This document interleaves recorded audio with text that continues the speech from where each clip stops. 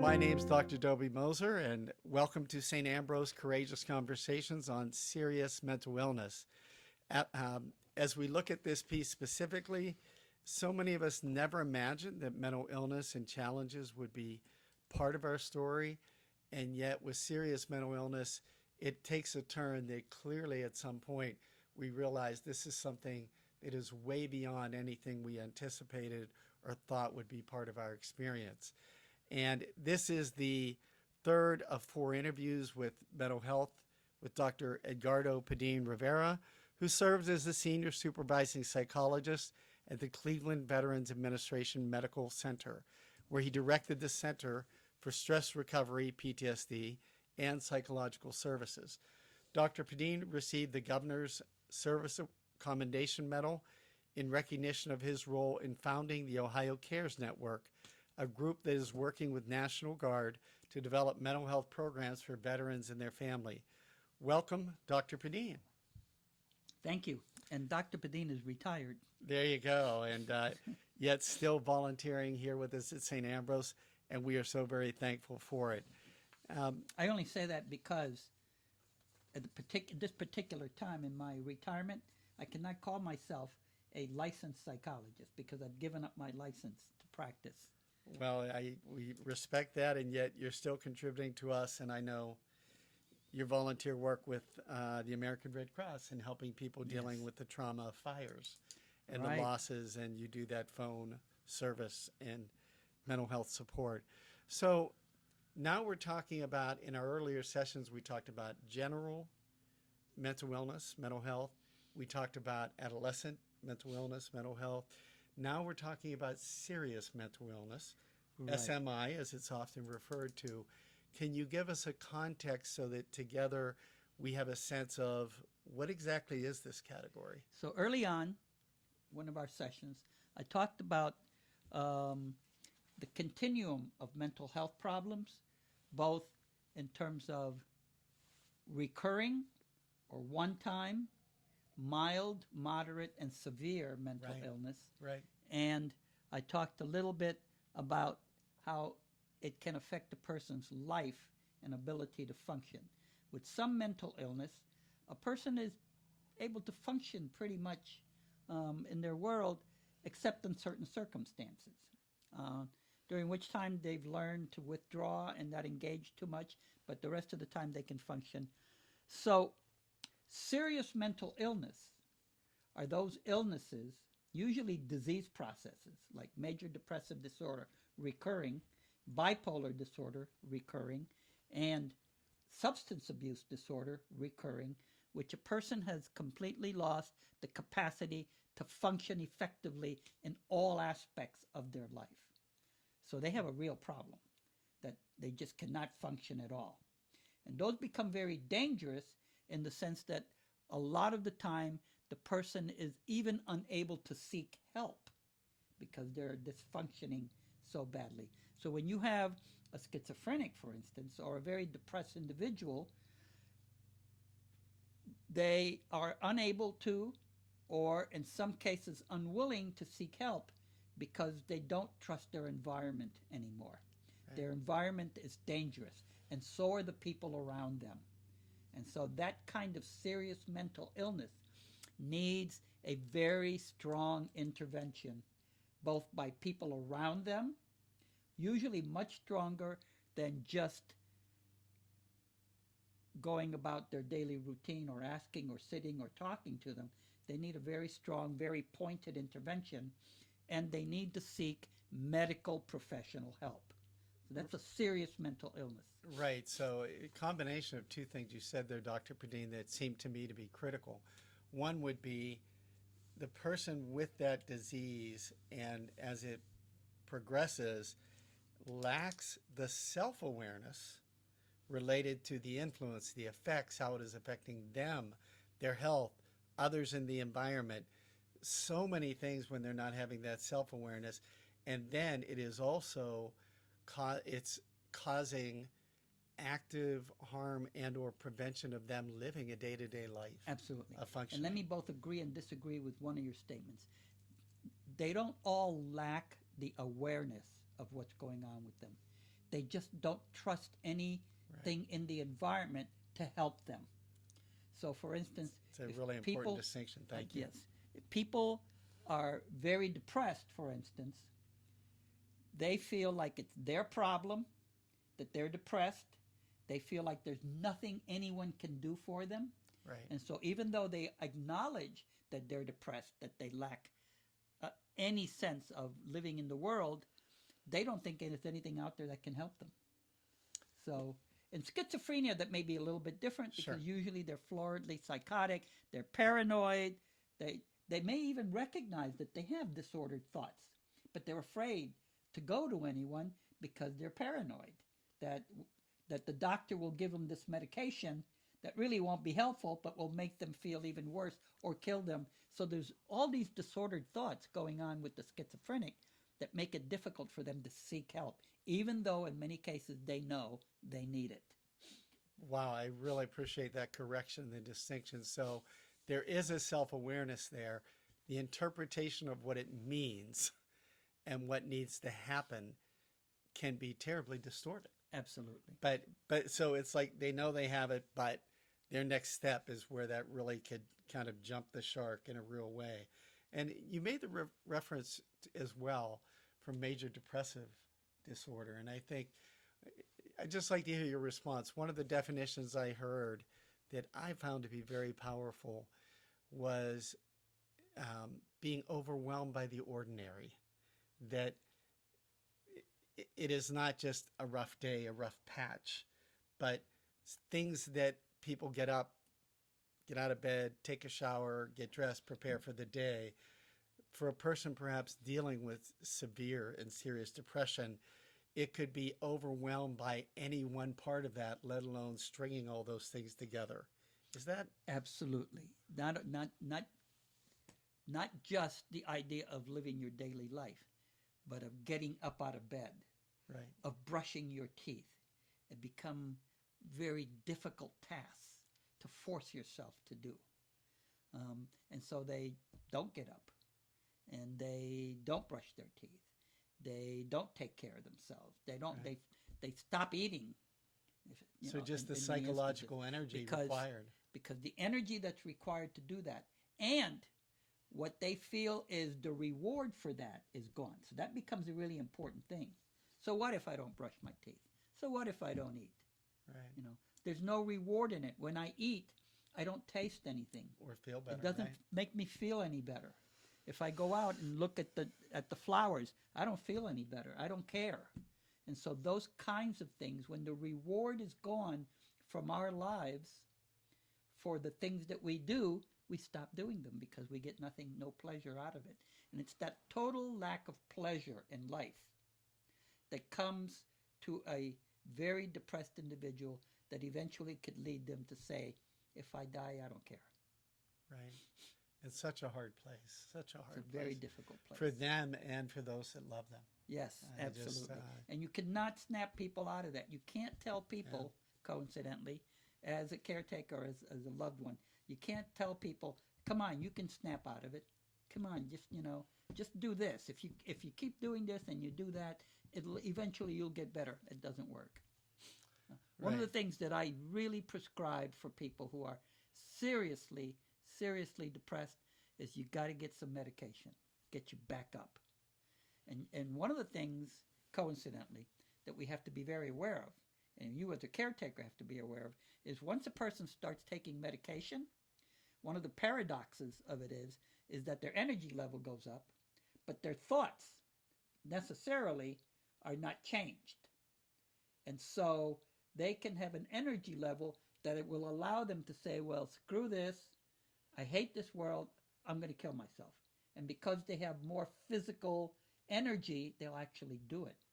And I've had a couple occurrences of that happening to me, but we're now very aware that that's a phenomenon and something that we have to look out for when someone receives medication to kind of activate them from major depressive disorder. And to be aware of that. So when we're talking about serious mental illness, you've talked about serious depression. Others would be, or when you serious. Okay, so we have serious depression. post-traumatic stress disorder can become very, very chronic over time if not treated early, if not worked on. These diseases, this particular disease, post-traumatic stress disorder, is the very essence of it is that it is a psychosocial disease in the sense that some event that has occurred in a person's life, that has overwhelmed them, that has changed the way that they think and feel and act toward the environment. This is a disorder that can be treated through psychotherapy. Right. Now, you can also use medications, but the medications become a palliative because ultimately what needs to happen is the person has to work through the event that occurred that has changed their way of thinking about the world and feeling about the world and behaving. But a person who has chronic post-traumatic stress, it becomes part of their personality. It becomes part of who they are. It becomes part of how they cope. Right. And so they may learn to cope by not going out into the world. They may learn how to cope by not being close to anything that reminds them of it. They learn how to cope by not getting close to someone or anybody for that matter. Because once they get close to a person, they become vulnerable. And that feeling of vulnerability is the essence of the problem with post-traumatic stress. Because what has happened to the person is that they have been overwhelmed psychologically by this event that they come to recognize their vulnerability in life, and it becomes very difficult for them to feel that way again, that vulnerable. And so their life becomes one of not wanting to be vulnerable with anyone or anybody or anything, not thinking about what's happened to them, because when they do, they get all this anxiety that goes on with them, right? And isolating from people altogether. And so that becomes a major severe illness. Of course, it could be moderate, right? It could be mild, but we're talking about serious mental illness. They can't function in the world anymore. They have PTSD. They cannot function in the world. And it sounds like, as I hear you describe it, Dr. Padin, that there could easily be a reinforcing loop there. Absolutely where I don't go out because of my fear, because of the anxiety, because of this traumatic event, and their world would greatly shrink because of the lack of vulnerability. Vulnerability is just so much a part of living every single day. You must have How it. does one avoid it? Right. You know, and you made the reference to medicine. In my experience, I've learned that part of the medical piece, in addition to working through whatever the trauma event was, is sometimes to help people get into, using the term, a therapeutic zone, a place where they're more able to do that work. Yes. Because Right. trauma can be so debilitating. So one of the things that I do recommend for major depressive disorder is it's hard to know if a major depressive disorder at first is a brain disease or whether it's a disorder based on some psychosocial issues that the person has had or some traumatic event. One of the things that is important for people to know is that 80% of the people who have PTSD also have major depressive disorder. Somewhere near 76% of people who have PTSD also have a substance abuse problem. So those things intertwine. Yes, they co-occur with each other, and a lot of that has to do with this event that occurred in this person's life that has overwhelmed their coping capacities. So they either get very depressed and learn to cope by invalidating everything around them and staying isolated, which makes them very depressed, or they use drugs or alcohol to cope with the anxiety that they have around their feeling that they're very vulnerable. And so they use alcohol. And alcohol becomes a self-sustaining drug, or other kind of drugs too. Sure. They become self-sustaining, and so naturally they become addicted to them. So they use that as a coping mechanism, if you will. So could I ask you the question then? I think for all of us, the person that is dealing with that serious depression and is self-medicating or abusing alcohol, drugs, what is the sequence of getting help for that person? In other words, that real practical thing? Is it addressing the drug and alcohol piece first? Is it addressing it? What's the way to go forward on that? Okay, that's a really very good question that has been discussed and probably still is being discussed in our treatment facilities. And that is, do you treat the alcohol first? Or do you treat the depression first? Or do you treat the anxiety first? So the answer boils down to, you cannot treat a depressed person for post-traumatic stress disorder until you help that person become more activated in their life, right? They're too depressed to talk about what's going on with them. Got it. So you need to treat the depression. You cannot talk with a highly anxious, panic-ridden person in psychotherapy. So you need to treat that first. So one of the things that we do in treatment is we begin a treatment course by helping the individual come up a little bit from their depression, come down a little bit from their anxiety by giving them some medications. The medications are not intended to be permanent. They're not intended to go on forever. And so it's a tentative thing.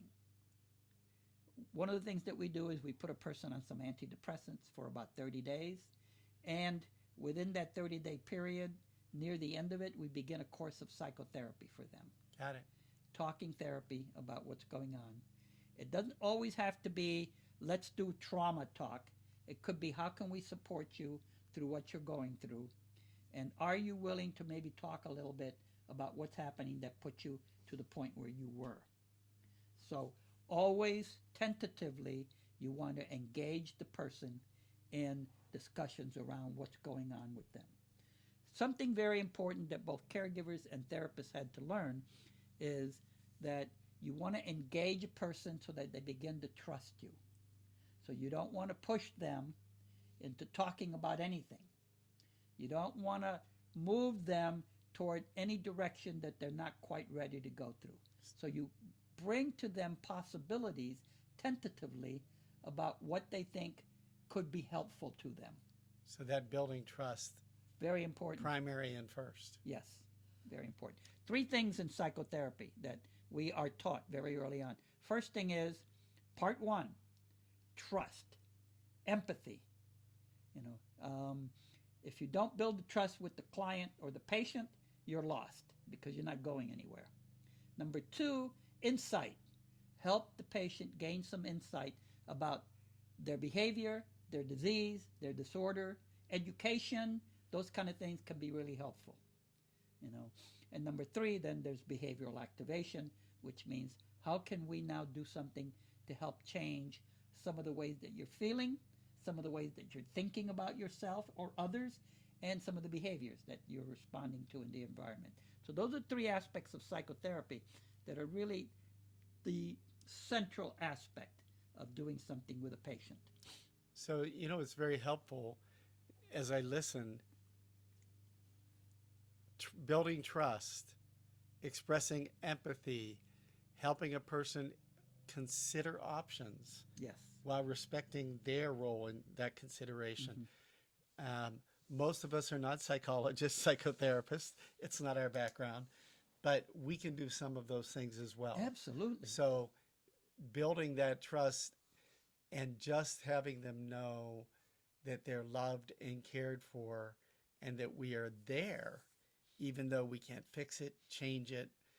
A disease is present and it's also doing what it does. But that trust and empathy and literally being there is a really powerful thing. Yes. And I'm glad you said the word being there. One of the most important things that you can do with someone to build trust is to listen empathically and try not to put your own ideas about what's going on into the conversation. Just listen to them. Accept what they're saying. Be able to help them feel like you really care about what they're going through without you trying to either disregard or discount or put your own ideas into it. Such as redirecting. Just listen. really important. You know, you mentioned your daughter, and I've had the privilege of knowing your children for more than a little while. Um, I know one of the things we all love is when our children grow up and teach us things. And Joni, related to some of her training, the phrasing, and I know you've heard this before, in these situations of listen, honor, connect, in that order. Mm-hmm. And the listening and honoring is literally being there, giving one's full attention, care, presence in all the ways that can be expressed, and the honoring of not trying to translate it, redirect it, reframe it, of honoring the experience for what it is, Mm-hmm. without judgment, even though many times those experiences are hard. It's very hard. And you know, it's very hard for people to know what to say when they're confronted with someone who is depressed and saying things that are very anxiety provoking to them as a caretaker. You know. Any suggestions on that? What, Well, it's important what should to- they both say but also not say? Well, one of the main things is to validate their frustration, their confusion, their fear, and to ask about their emotions that they're feeling. You know, So when you say validate, I just want to help clarify for me, what does that sound like in a real situation? Because I know we all desire to do that, but if you could give an example, what does it mean if you're dealing with that depressed person, you really want to show your love and concern? Mm-hmm. What does, when you say validate, what's that sound like or So look like? I'm wondering, because I hear what you're saying, but I'm wondering if you're feeling fearful, if you're feeling confused, is this frustrating you at this point? Because I really care, and I kind of need to get some feedback from you about what's happening to you now. So That's you're helping name it, but it's not your interpretation. It's based on what they are either saying, doing, based on observations. Based on observation, yes. Thank you. That's a really important clarification. And it's always about, I want to understand what you're saying or what I'm seeing. Can you help me? Right. So, Not, I'm going to help you. and I'm going to tell you. And I'm going to tell you. No, it's all it. And in that sense, this is a very important aspect of it because you talked about it before. It's allowing yourself to be vulnerable and say to the person, help me understand, because I'm not grasping it, but I want to help in some way. Yeah. And without vulnerability and empathy, you cannot do that. You cannot do that. Yeah. Wow. So, Dr. Padin, you've talked quite a lot and with wonderful insights related to the depressive side of this. Can you share some thoughts related to the anxiety side of this? When anxiety, as part of serious mental illness, what does that look like? So anxiety takes on, that's one of the ones that has maybe 12 different kinds of anxiety behaviors. And here's the interesting part. So anxiety, one aspect of anxiety is called phobia, okay? Right. When people are phobic about certain things. There's 130 different kinds of phobias. Which we will not be covering today or tomorrow or next we will week. not be covering today. Look them up. But Some are pretty amazing. People yes, some are very, some people have a phobia about hair touching them, and they get very panicky. Well, I think more than a few men have a phobia about, About losing their hair. Yes. I could sign up for that one. Thank you. Those are not, they're I know. funny to us in a way, but But they're not funny to the people because it really raises their anxiety level very much. I don't mean to take that lightly. No, Thank I you. know, we're just, yeah. But yes, so that's one of the aspects. So one of the great ones that we all know about is the fear of flying. It's a phobia of being Right. up in the sky. People get very panicky. And so one of the aspects of phobia has to do with not knowing if I do this behavior, what will happen to me. So going back to different personalities, anxieties are usually surround a personality, or if you will, a temperament that does not have a flexibility out there in the world in terms of challenging the world, if you will. These people, their temperament is more like they need comfort. They need some kind of world in which they feel like they know what's going to happen. You know, sometimes Wow. an aspect of that in our mental illness categories is called obsessive compulsive behavior. The OCDs, obsessive compulsive behavior people, need to have rituals that they perform to make sure that they have encapsulated their world around these rituals, and therefore they will be okay. So everything that they do then gets built up around a ritual. Ritual could be hand washing. Ritual could be the way that a towel is hung up. Ritual could be the way that a soap is laid down on the kitchen sink. Right. Ritual could be the water temperature that they use. It can't be too hot, can't be too cold, it has to be just what they want. So this is an OCD person with a serious mental illness, because you can see how that's going to restrict their world. And define it. And define it. And the whole idea is to keep their level of anxiety down, because when something changes, they have not learned how to master the world sufficiently, or they don't feel like they can master the world sufficiently that is not in a certain particular way.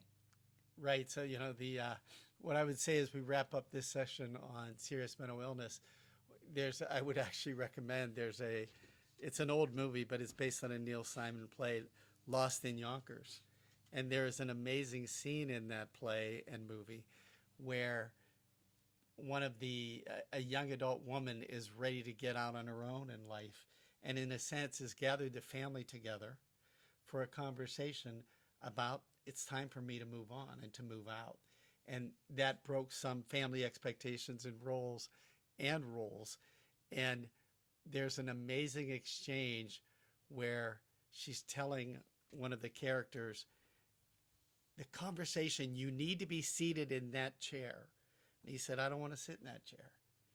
And she pushes back and says, you have to be sitting in that chair. And he says, why? And she said, it's the way I pictured it.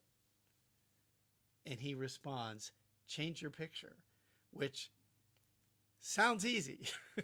But for the person in that position, you may as well say climb Mount Everest. Absolutely. Absolutely. I'm not being simplistic in saying that's the answer at all, but I think it's a pretty good illustration. It's a good example, yes, of what you're talking about. Yes. So as we wrap this session up, St. Ambrose Mental Health Ministry is a ministry that really aims to be present and offer support for families that are dealing with mental health challenges and illness. And our goal is to develop further understanding, to offer compassion and presence, and just hope for those that are suffering with mental health challenges. God bless you.